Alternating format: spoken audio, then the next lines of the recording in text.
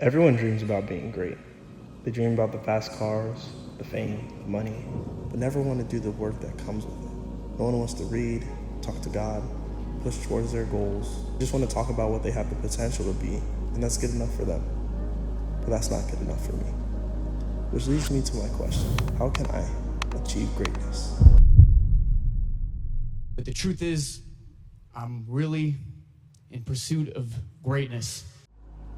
I know people don't usually talk like that, but I want to be one of the greats. I'm inspired by the greats. I'm inspired by the greats here tonight. I'm as inspired by Daniel Day-Lewis, Marlon Brando, and Viola Davis as I am by Michael Jordan and Michael Phelps, and I want to be up there. Timothée Chalamet is someone who has openly expressed his desire to be great. And his desire to be the best at what it is he does. And regardless of what you may think about him, there's no doubting his work ethic. You know, he's came up doing a lot of indie projects, you know, just really making a name for himself, honing his craft. And I think a lot of us forget about the craft. You know, we think about everything that it is we want, and, you know, the fact that we want it now and that we need to have this, we need to have that. But if you truly love something, it doesn't matter if you have a little bit or a lot. If you're doing it, you'll just be happy. And that's something I've been finding recently. I think, you know, growing up, I've always wanted to act and I've always wanted to make movies, you know, at a large scale. But I started out with my iPod, you know what I mean? I started out with nowhere near the amount of technology that I have now. And, you know, I'm blessed now to have a really good setup and, you know, a dad who's very tech savvy and, you know, helped me build my computers. You know, now I'm just reaching a point to where, yeah, of course I want to make it big and reach a big scale, but I just am just so grateful that I can do what it is that I really enjoy doing. No matter the scale, you know, I'm able to make things that I love and care about from the comfort of my home. So, you know, I just think, you know, just looking back at where I was and where I am now, I'm just like, dang, like, I've gotten so far, you know what I mean? I'm just like, the stuff that I'm doing now and I'm pulling off now, to be able to do that. And, you know, this was a dream at a point. It's a blessing. And, you know, I gotta stay present and enjoy. I gotta enjoy the journey. And hence why, and I'll say it over and over, hence why I record these sorts of things, you know. And with that being said, I'm gonna address the elephant in the room. I know I've been gone for a hot minute. And I'll explain why. I originally started this video, I scripted this video and started it in like March, which was my birthday. And Daytona rolled around and I ended up going to Daytona. I was recording for Daytona, and I think that's when the workload just really piled up on me. I don't know how, but, you know, when I told myself I was gonna start doing videos for people and just start my video business and pursue production work and video work and acting and just anything within that field, and just start trying to separate myself from being a cheerleader. You know, as much as I love cheer, just like focusing on the end goal, things really started going like well, and I'm grateful for that. But I don't know how commission work piled up so fast. All in all, this video shouldn't have taken me this long to make. And I'm just gonna be straight up. It shouldn't have taken me this long to make. Before I move on, let's just talk a little bit more about Timothy, because he is actually the inspiration for this video and the pursuit of being great. When I watched this film, Marty Supreme, I feel like I was watching myself on the screen. And any opportunity to show off my talents, and you don't have to worry either, because this time I'm gonna obliterate them. How do you live? Well, I live with the confidence if I believe in myself, the money will follow. What do you plan to do if this whole dream of yours doesn't work out? That doesn't even enter my consciousness. All right, I gotta tell you something, Rachel. All right, it's not intended to be mean. I have a purpose. It means I have an obligation to see a very specific thing through, and with that obligation comes sacrifice. I think there's something to be said about believing in your talent and knowing that you can be the best, where you can be great at what it is you want to do, it's a very heightened aspect of a real reality that a lot of dream chasers and people in pursuit of greatness face, you know. Because you're not great yet, people are gonna tell you that you'll never be great, you know. People are gonna suggest what they think is best for you, and it's just like, are you living their life or are you living your life? And like, I just think something that's really been weighing on me is the fact that once this is over, I'm never gonna be able to do this again. Like, I'm not saying to, you know, ditch your day-to-day responsibilities, but things like, oh my gosh, I need to make this much money, or oh my gosh, I need to get this job, I need to do this and that. And it's just like, you know, that's great, and like, pursue those things and be responsible. But at the end of the day, you gotta view it as, if you were to die tomorrow, did all of that matter? Would you still be pursuing those things? Or would you be doing what it is you really love to do? You know, all this stuff is cool, but if I knew that I had 24 hours to live, what would I make of that 24 hours? Why am I not living like that now? And a lot of people don't do what it is they really love to do because they're in fear of what life has to offer. And I truly believe this, like, if you work hard and you stay faithful, pray, God is always gonna make a way for those sort of people.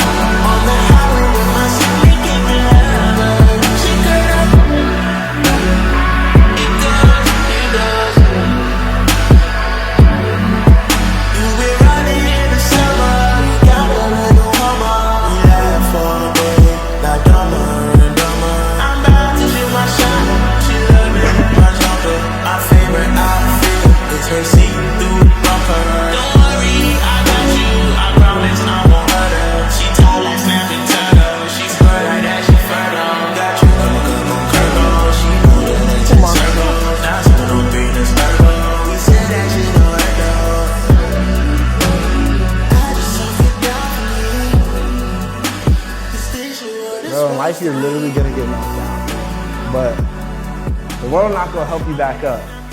But you know what will help you back up? God. So I've been working on this project. I've been cooking up. I know it's gonna do great, and it's gonna be for, you know, the people that know me for cheer. And I think that's gonna really do it for me. But I've been having a lot of auditions, and which I'll talk about later. So I also started this new Instagram where I'm posting all my work, directed by Dillo.